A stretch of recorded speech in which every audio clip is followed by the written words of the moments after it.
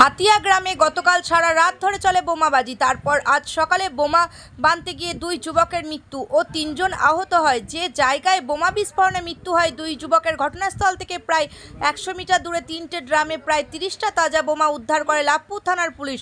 বোমাগুলিকে নিষ্ক্রিয় করার জন্য সিআইডি বোম স্কোয়াডকে খবর দেওয়া হয়েছে। সিউড়ি টাইমস, লাভপুর।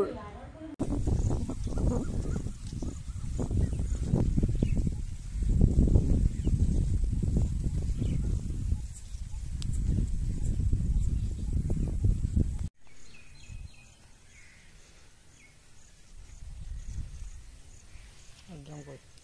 একটাই তো, 3টে ড্রাম তো।